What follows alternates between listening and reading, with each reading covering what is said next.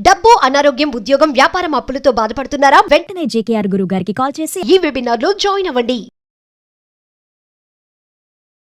అందరికీ నమస్కారం. నా పేరు మాధురి. మీరు చూస్తున్నది సుమన్ టీవీ నెట్వర్క్. ఈ రోజు మనతో పాటు ఉన్నారు ప్రముఖ ఆధ్యాత్మికవేత్త అనంతలక్ష్మి గారు. నమస్కారం అమ్మా.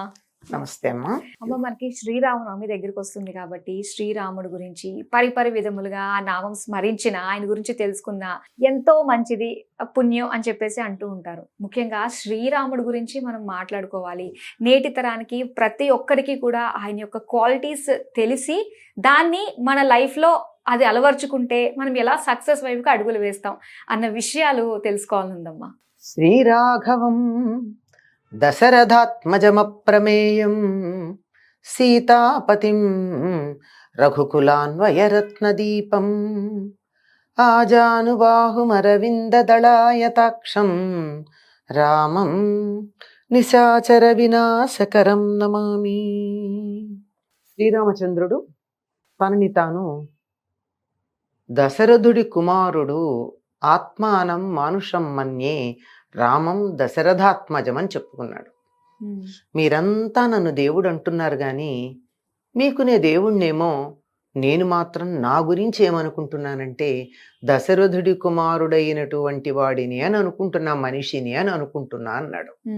ఎందుకు ఇంత గట్టిగా చెప్తాడు అంటే, మానవులకు ఒక గౌరవాన్ని, ప్రతిష్టని తీసుకురావడానికి వచ్చిన అవతారం రామావతారం. అప్పటి వరకు మానవులు అంటే పెద్ద లెక్క లేనట్టు అనిపిస్తూ ఉంటుంది చదివితే, గ్రంథాలు చదివినట్టయితే. రావణుడు నాకు మరణం లేకుండా వరమి అని ఎవరెవరి పేర్లు చెప్పాడో వాళ్ళల్లో నరులు వానరులు లేరు. అంటే దేవతలు, యక్షులు, గరుడులు, రాక్షసులు, కిన్నరులు, కింపురుషులు, ఇలా అందరి పేర్లు చెప్పుకొచ్చాడు. పర్వాలేదులే మనుషులును కోతులు అన్నాడు. అంటే మనుషులు, కోతులు అంత పెద్ద పట్టించుకోనక్కర్లేని వాళ్ళుగా పరిగణించబడిన సందర్భంలో మనిషికి ఒక గౌరవం ఆపాదించటానికి వచ్చినటువంటి అవతారం రామావతారం. మీరు ఇట్లా ఉండండి, గౌరవిస్తారు అంటే ఎవరుంటారమ్మా? నన్ను గౌరవించండి అంటే ఎవరు గౌరవిస్తారు కదా? నన్ను గౌరవించేట్టుగా నేను ప్రవర్తించాలి. అవును. నువ్వు ఇట్లా ప్రవర్తించు, నీ గౌరవం ఉంటుంది అంటే చెప్పొచ్చావులే, నా పరిస్థితిలో నువ్వు ఉంటే నీకు తెలుస్తుంది అంటారు. అందుకని నేను చెప్పలేదు. రాముడు గౌరవం ఎలా కలుగుతుందో తన ప్రవర్తన ద్వారా చూపించాడు. ఒక ఆదర్శ మానవుడు ఎలా ఉండాలో, గౌరవించదగినటువంటి మానవుడు ఎలా ఉండాలో, ఎలా ఉంటే గౌరవించబడటం కుదురుతుందో ఆ విధంగా ప్రవర్తించి చూపించాడు. అందుకని ఒక మనిషి ఎలా ఉండాలంటే చిన్నప్పుడు మంచి కొడుకుగా ఉండాలి, అమ్మాయి అయితే కూతురుగా, చదువుకునే సమయంలో మంచి విద్యార్థిగా, అన్నదమ్ములు అక్క చెల్లెళ్లతో మంచి సోదరుడు లేక సోదరిగా, వివాహమైతే మంచి జీవిత భాగస్వామిగా, మిత్రులతో మంచి మిత్రుడుగా, శత్రువులతో ఆదర్శప్రాయుడైనటువంటి శత్రువుగా, తన ఉద్యోగ ధర్మాలు నిర్వర్తించేటప్పుడు ఉత్తముడైనటువంటి అధికారిగా, ఆ రోజులైతే రాజు, తన కింద వాళ్ళతో ప్రవర్తించేటప్పుడు ఆదర్శప్రాయుడైనటువంటి అధికారి, పెద్దలతో ప్రవర్తించేటప్పుడు ఆదర్శప్రాయుడైనటువంటి ఉద్యోగి. ఇలా ఏ విషయంలోనైనా ఇలా ఉంటేనే ఇలాగే ఉండాలి, ఇది తప్ప మరొక రకంగా ఉండే అవకాశం లేదు, ఇలా ఉంటే గౌరవించడానికి వీలవుతుంది అని చెప్పేటటువంటి అన్ని పరిస్థితుల్లో అన్ని రకాలుగాను గౌరవార్హమైన అంటే గౌరవించటానికి తగినటువంటి చక్కని ప్రవర్తన కలిగినటువంటి వాడు శ్రీరామచంద్రుడు. అందుకే మనకి ఎప్పుడన్నా నేను ధర్మ మార్గంలో ఉండాలి కానీ ప్రస్తుత పరిస్థితుల్లో ఏం చేయాలో అర్థం కావట్లేదు అని సందేహం వస్తే, ఈ పరిస్థితుల్లో రాముడు ఏం చేసేవాడని ఒక్కసారి ఊహించుకుంటే చాలు, మనకి మంచి పరిష్కారం దొరుకుతుంది.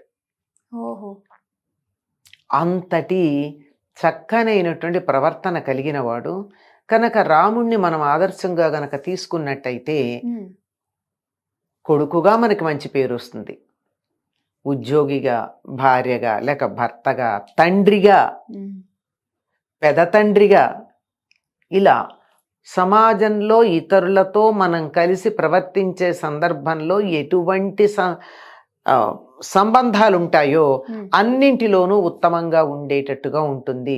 మరి అలా ఉన్నట్టయితే అందరి చేత కీర్తించబడతారు కదా. అవును.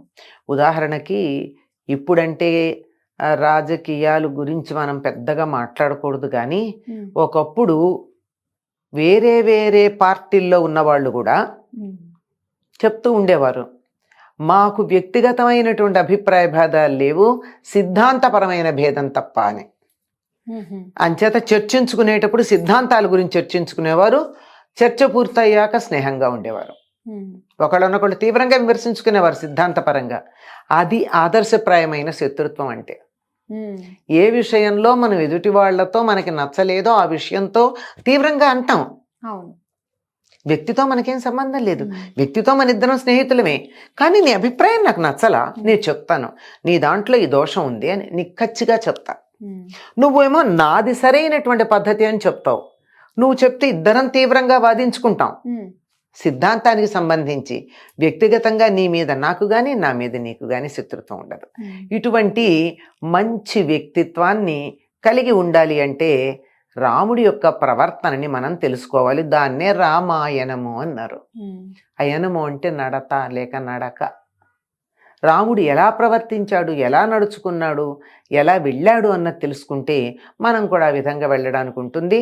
అది ఆదర్శప్రాయం అని చెప్పడానికి మనకి ప్రారంభంలోనే ఉంది. రామాయణ ప్రారంభం ఎలా మొదలవుతుందంటే తపస్వాధ్యాయ నిరతాం తపస్వీ వాగ్విదాంబరం నారదం పరిపప్రచ్ఛ వాల్మీకిర్ముని పుంగవం. ఇది మొట్టమొదటి శ్లోకం సంస్కృత వాల్మీకి రామాయణంలో. వాల్మీకి మహర్షి నారదుణ్ణి ప్రశ్నించాడు. అక్కడ మొదలు పరిప్రశ్న చేశాడు. పరిప్రశ్న అంటే తెలుసుకోవాలనేటటువంటి ఇష్టంతో ప్రశ్నించటం. మనం కొన్ని చాలా క్యాజువల్గా ప్రశ్నలు వేస్తాం, ఎట్లా ఉన్నారో అంటాం, వాళ్ళు ఇచ్చే సమాధానం కూడా వినం. అవునా కదా, వినం. మీ అబ్బాయి పరీక్షకి వెళ్ళాట, ఏమైంది, ఆవిడ వాళ్ళ చెప్పబోతూ ఉంటారు వాళ్ళు, ఆ రోజు ఇట్లా అయిందని. మనం ఈ లోపల ఇంకోళ్ళ హాయ్ అని పలకరిస్తాం. అంటే ప్రశ్న వెయ్యాలని వేశాం తప్ప సమాధానం మీద ఇష్టం ఉండి కాదు. అడిగి నువ్వు చెప్పింది నేను 100% వింటా, వీలైతే ఆచరిస్తా అనే శ్రద్ధతో చెప్పినటువంటి దాని పరిప్రశ్న. అలా ప్రశ్నించి ఏమడుగుతాడంటే గుణవాన్ కశ్చ వీర్యవాన్ మొదలు పెడతాడు. ధర్మజ్ఞశ్చ కృతజ్ఞశ్చ సత్యవాక్యో దృఢవ్రత అని 16 గుణాలు చెప్తాడు. ఈ 16 గుణాలు ఉన్నవాడు ఇప్పుడు లోకంలో ఎవరైనా ఉన్నారా? ఇప్పుడు సమకాలికంగా అంటే నారదుడు అంటాడు 14 లోకాల్లోనూ వెతికిన ఇందులో ఒక్క గుణం పూర్తిగా ఉన్నవాడు కూడా దొరకడం కష్టమయ్యా, ఎక్కడో అక్కడ కొంచెం తేడా ఉంటుంది. కానీ నువ్వు ప్రశ్న అడిగావే, నువ్వు అడిగినటువంటి ప్రశ్నలో ఉన్న 16 లక్షణాలు పరిపూర్ణంగా ఉన్నవాడు ఒకడున్నాడు. ఇక్కడే ఉన్నాడు, భూలోకంలో ఉన్నాడు. నేను చెప్పట్లేదా మాట, ప్రజలందరూ అనుకుంటున్నారు, ప్రజలంతా అనుకుంటున్నారని చెప్పాడు. అంటే నారదుడు కూడా తన అభిప్రాయంగా కాక ఈయనేమడుగుతాడు, ముల్లోకాలు ఇన్ని లోకాలు తిరుగుతూ ఉంటావు కదా, ఎక్కడన్నా కనపడ్డా అని అడిగితే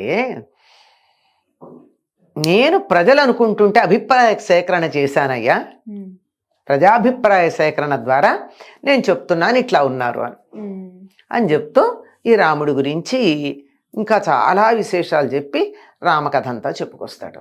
అంటే ఏమిటి? ఆదర్శప్రాయమైన మంచి లక్షణాలు, గుణవంతుడు అంటే మంచి గుణాలు కలిగినవాడు, ధర్మం తెలిసినవాడు, కృతజ్ఞుడు, చేసిన మేలు మరవనటువంటి వాడు, ఇలాంటి లక్షణాలు వరుసగా చెప్పుకొస్తాడు. సత్యవాక్యం, అబద్ధం చెప్పనివాడు, నిజమే చెప్పేటటువంటి వాడు, పట్టిన పట్టు వదలకుండా ఏదైనా ఒక నియమం పెట్టుకుంటే దాన్ని కొనసాగించే లక్షణం కలిగినటువంటి వాడు, ఎవరు తలుచుకుంటే దేవతలు కూడా, ఎవరికి కోపం వస్తే దేవతలు కూడా భయపడతారో అటువంటి వాడు, అనసూయకః ఇతరులను చూసి వాళ్లల్లో దోషాలు అనడం లక్షణంగా పెట్టుకున్నవాడు కాదు. సర్వభూత హితేరత, సర్వభూతాలకి సర్వప్రాణులకి మేలు చేయించటంలో ఇష్టం కలిగిన వాడు. ఇలా లక్షణాలు చెబితే ఈ లక్షణాలన్నీ ఎవరికి ఉన్నాయి? ఎవరికన్నా ఒక్క ఒక్కటి కూడా లేవు కానీ ఉమ్. 14 లోకాల్లో ఒక రాముడిలో మాత్రం ఇవన్నీ ఉన్నాయని ప్రజలు అనుకుంటున్నారు, నేను కాదు చెప్పిన మాట అని చెప్తాడు అనమాట. కనుక అందరి చేత పొగడబడేటటువంటి లక్షణం, అందరిలోనూ మనం మెప్పుదల పొందాలి అంటే, ఒక మనిషిగా మనం బతకాలి అంటే, నేను మనిషిగా బతికాన్ని ఇతరులు అనడం మాట నుంచి నాకు ఒక తృప్తి కలగాలంటే ఈ లక్షణాలు పెంపొందించుకోవాలి అని మనకి మొదటి శ్లోకం ద్వారా అర్థమవుతూ ఉంటుంది రామాయణంలో. కానీ అప్పుడు త్రేతాయుగంలో ధర్మం కూడా మొత్తం 4 కాళ్ళ మీద నడిచేది అని చెప్పేసి అంటూ ఉండేవారు. ఆ తర్వాత ఏంటంటే చివరి కలియుగం వచ్చేసరికి ధర్మం ఒక్క కాళ్ళ మీద నడుస్తుంది. అంటే ఆ ధర్మంలో కూడా మనకి తగ్గట్టుగా, కాలానికి తగ్గట్టుగా కూడా మార్పులు, చిన్న చిన్న సడలింపులు కూడా ఉన్నాయి అని అంటూ ఉంటారు. అది ఆ ధర్మంలో నిజమేనమ్మా. పాదము అంటే నాలుగో వంతు అని అర్థం. అంటే 3 వంతుల ప్రజలు ధర్మ మార్గంలో ఉండి 1 వంతు అధర్మ మార్గంలో ఉండేవారు అప్పుడు. ఇప్పుడు 3 వంతుల ప్రజలు అధర్మంలో ఉండి 1 వంతు మాత్రమే ధర్మ మార్గంలో ఉన్నారు. మనం ఆ 1 వంతులో ఎందుకు ఉండకూడదు? ఉండొచ్చు కదా. సడలింపులు అంటారా, కాలానుగుణంగా చిన్న చిన్న మార్పులు వస్తాయి. ఎందుకు రావమ్మా? తప్పనిసరిగా వస్తాయి. వేసవి కాలంలో మనం తినే ఆహారానికి ఉండే తీరికి, శీతాకాలంలో ఉండే తీరికి ఆహారానికి తేడా లేదు. కానీ తినేది ఆహారమే కదా. రాత్రే పడుకుంటున్నాం కదా, పగలే మేలుకుంటున్నాం కదా, ముక్కుతోనే గాలి పీలుస్తున్నాం కదా, నోటితోనే అన్నం తింటున్నాం కదా. అని మార్చామా? లేదు. అవునా కాదా? కాకపోతే ముక్కుతో గాలి పీలుస్తుంటే అప్పుడప్పుడు పరిస్థితుల వల్ల ముక్కు గుడ్డ కట్టుకుంటామే తప్ప ముక్కుతోనే పీలుస్తాం, అంతే కదా. ఆ విధంగా మౌలికమైన మార్పులు ఉండవు, పైన ఉండే మార్పులు ఉంటాయి, అంతే కదా. అయితే శీతాకాలంలో బాగా వేడివేడిగా మిరియాలు అవి ఎక్కువ ఉన్న ఘాటుగా ఉన్న పదార్థాలు తింటాం. వేసవి కాలంలో చల్లగా ఉండేవి మజ్జిగలు అవి ఎక్కువ, అంతే తప్ప ఆహారంలో బేసిక్గా మారదు, పైన మారతాయి. అట్లాగే ధర్మాలు కూడా కాలానుగుణంగా ఎప్పుడు ఉండే ధర్మం ఒకటే ఉంటుంది. అంటే ప్రకృతి ఎలా చెబితే అలా ఉండడం ధర్మం అమ్మా, అంతే కదా. ప్రకృతికి సహజంగా ఉండడం, ఉన్నది ఉన్నట్టుగా మనం ఎట్లా ఉండాలని ప్రకృతి మనని నిర్దేశించిందో అట్లా ఉండడం ధర్మం. అయితే ఆ ధర్మంలో వేసవి కాలంలో చెట్లకి ఆకులు, వేసవి కాలానికన్నా ముందు చెట్లకు ఆకులు రాలిపోతాయి, వసంత ఋతువులో ఆకులు వస్తాయి. అట్లాగే మనకు కూడా కాలానుగుణంగా అప్పుడప్పుడు చిన్న చిన్న మార్పులు వస్తాయి తప్ప మౌలికంగా అయితే రావు. కానీ మనము ఈ 1 వంతులో ఉన్నామా, ఆ 3 వంతుల ధర్మ మార్గంలో ఉన్నామా అని ఎవరికి వాళ్ళు నిర్ణయించుకోవాలి. ఈ యుగంలో కూడా ధర్మ మార్గంలో ఉండేవాళ్ళు ఉన్నారు, ఆ యుగంలో కూడా అధర్మ మార్గాన్ని సంచరించిన వాళ్ళు ఉన్నారు కదా. కనుక ఈ మార్పులు పెద్దగా తేడా ఉండవు. ఆ కాలంలో ద్వాపర యుగంలో 120 ఏళ్ల పైన బతికారు, అంతకన్నా ఎక్కువే. త్రేతాయుగంలో 60,000 సంవత్సరాలు ఆయన బతికాడు దశరథుడు. రాముడు 11,000 సంవత్సరాలు రాజ్యపాలన చేశాడు. ముందు 48 ఏళ్లకు ఎప్పటికో రావణ సంహారం చేసిన తర్వాత. మరి ఈ కాలంలో ఆయుర్దాయం అంత లేదుగా. ఈ కాలానికి వచ్చేప్పటికి మనం అంతా 100 ఏళ్లకి సర్దుకుంటే చాలా ఎక్కువ. 60 ఏళ్ల తర్వాత బోనస్ అంటున్నారు. 80 ఏళ్ళు అంటే ఇప్పుడు కొంచెం పెరిగింది, 75-80 ఏళ్ల తర్వాత ఉంటే బోనస్ అంటున్నారు. కానీ నిజానికి మనకి ఇవ్వబడినటువంటి ఆయుర్దాన్ని 120 ఏళ్ళు. ఎటువంటి దురలవాట్లు లేకుండా చక్కగా నియమబద్ధంగా జీవితం గనక గడిపినట్టయితే 120 ఏళ్ళు బతుకుతాం. అంటే ప్రకృతితో మమేకమై గనక మనం బతికినట్లయితే ఖచ్చితంగా 120. ప్రకృతికి అనుగుణంగా అది ఎలా చెప్తే అట్లా. రాత్రిళ్ళే పడుకోండి, నైట్ మేలుకోవాల్సిన పని ఉంది, ఆరోగ్యం పాడు చేసుకోవడం తప్ప. అట్లా ఉంటాయి అన్నమాట. బాగా తెలియజేశారమ్మా. అసలు నిజంగా చాలా మంది ఇలానే వితండవాదం చేస్తూ ఉంటారు. ఆ కాలంలో అయితే చెల్లింది, ఈ కాలంలో అలా ఎవరుంటారు, ఉండడానికి లేదు అని చెప్పేసి. ఎందుకు లేదు? ఎంత నువ్వు ఆ భాగంలో ఉంటావా, ఈ భాగంలో ఉంటావా నిర్ణయించుకో. ఆ 75% మందిలో ఉంటావా, 25% మందిలో ఉంటావా? కానీ ప్రతి మనిషిలో కూడా ఎంత లేదన్నా ఎక్కడో పూర్తిగా సభ్యంగా ఉన్నవాళ్ళు ఉన్నా అప్పుడప్పుడు ఆ 75% కాకపోయినా 1% అన్నా అధర్మం మనసులో తొంగి చూస్తుంది. కాకపోతే కలియుగంలో ఉన్న విశేషం ఏమిటంటే, మనసులో నాకు ఒకవేళ దురాలోచన వచ్చినా దాని ఫలితం ఉండదట, క్రియలో చేస్తే తప్ప. అంటే తరచుగా వస్తే తప్ప.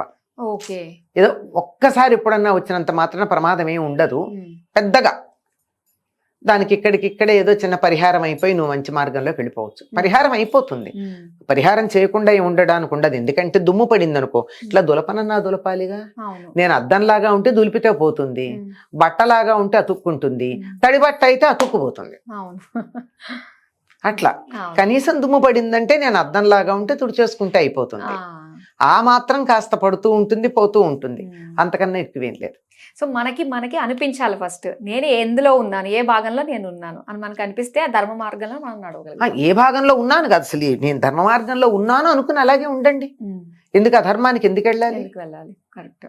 అది ఈ దీనికి ఆదర్శం శ్రీరామచంద్రుడు.